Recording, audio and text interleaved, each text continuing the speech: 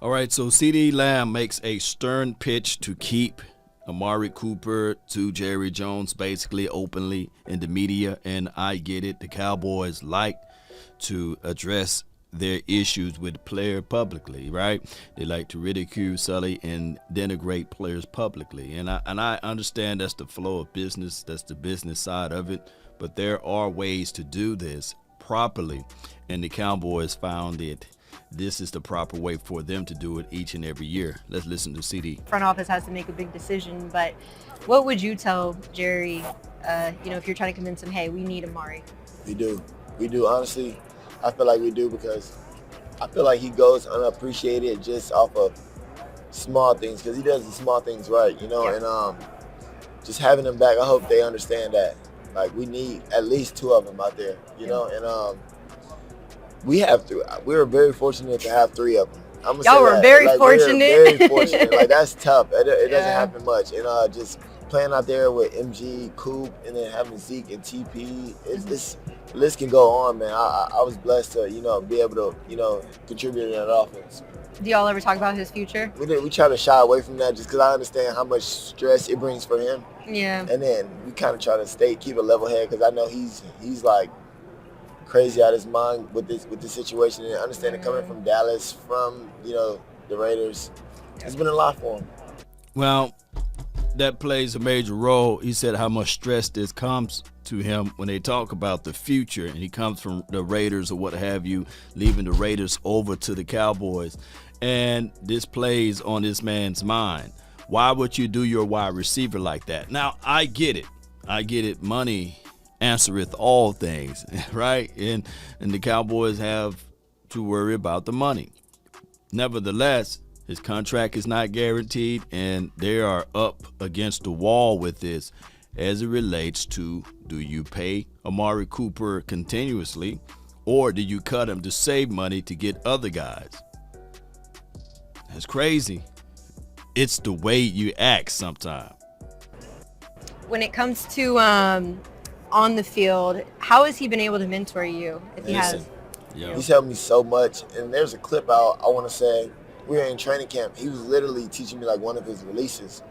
And I was like, oh my God, bro, like, that's crazy. Like, he's very explosive. Like I said, that's part of the reason I feel like it's the small things that he does right. He helps me be a better receiver on the opposite side of him. You know what I'm saying? So just building my game and just elevating and trying to learn from, a very experienced receiver that's like, his route running ability is amazing. Yeah. Like, I tell him just about every opportunity I can, like, bro, I enjoy watching you run routes. I'm Like, sure he literally. appreciates that Like, too. that's crazy. Like, for ability to have someone to just, like an older brother or a mentor For sure. to just show me what he's talking about, like, that's big. Yes, indeed, that's big. The Cowboys, when they do these type of things, it sullies everything. And I'm not saying that the Cowboys are 1,000,000% wrong at the way they're handling their business, nor am I saying that, hey, Amari Cooper need to get out of his feelings and things like that. But when you have a player that already took the discount to come to Dallas, he could have taken more money to go elsewhere. And then for this to be a slap in the face, and for you to think that other people from the outside of the organization don't see this, silly move. I just think that the Cowboys should just handle this differently, have a different approach about this. And for the players to have this type of access to the information about what's going on a business deal, it's crazy. It's flat out crazy for the players to have to say to a guy that's not a free agent, that's under contract, man, he's going through some things. Man, this pretty much plays on his mind, right? Going back and forth of whether or not you should keep a person, whether or not you're going to trade the person. Well, they ain't talking about trading. Whether or not you're going to cut a person. That plays heavy. And it's like a slap in the face. So what type of mentality you will have now from a person if he stays? What do he owe the Cowboys at this point outside of saying, hey, I'm playing for your organization, but I don't like the way you handle it. And it could be something as simple as if the cash register, lady or male, give you your change and they say, here's your change. It's still your money, right? But if you purchase something and they take and they throw it at you, you're going to be like, oh, hold up, and that is what the Cowboys are doing, basically. Amari said, hey, can I get change for 20? They didn't say, okay, here you go. No. Can I get change for 20? Ah. And then if they look all around and nothing happened, they throw it at you. That is what the Cowboys technically are doing with Amari Cooper. They just throwing it at him. And that's how they did majority of their players. They running this thing just like a mom and pop's business. They are flat out running this just like a mom and pop business. Whereas what happened in the house really is not staying in the house because you got loose lips. And it's no surprise to me on how this is all going down. At this point,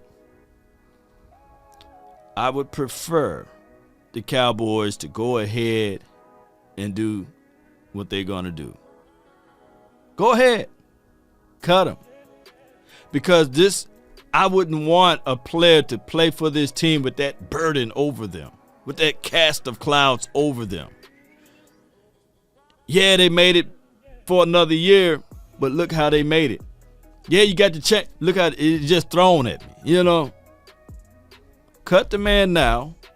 Take that money and go get somebody that you really like in this free agent so bad, or who you really want to re-sign, and do your pardon letter and fake smile and hug and say, hey, we love Amari Cooper, and put the money in between and say it was the cap, right?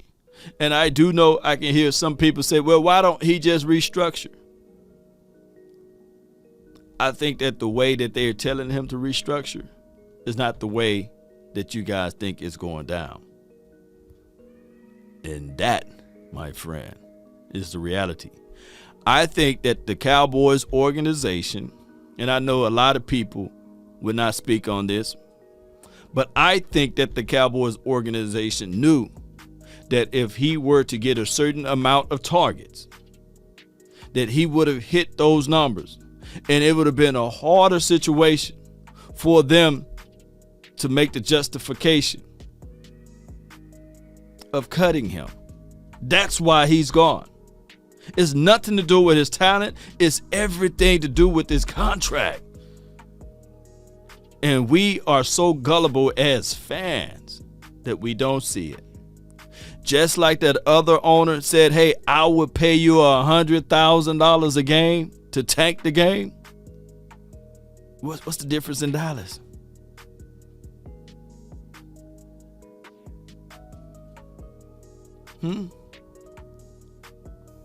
And when we talking about integrity, that's nothing to me paying $2.4 million to hush something that's going on within the organization. That's called, sometimes it's not about what happened, but it's about the integrity. The integrity part of it. I don't want to hear, oh man, every organization got that going on. No. That's the scapegoat part of it. If they will pay $2.4 million for them to hush, what else they done paid? Who else they done silenced? You think that's the only thing? You think that's the only group of people that they silence, people can be bought. Hey, this guy's public enemy number one. I want you to throw to every other wide receiver, but don't throw it to him. That is the level of thinking that this thing can all boil down to. That's been my time. I really thank you all for yours.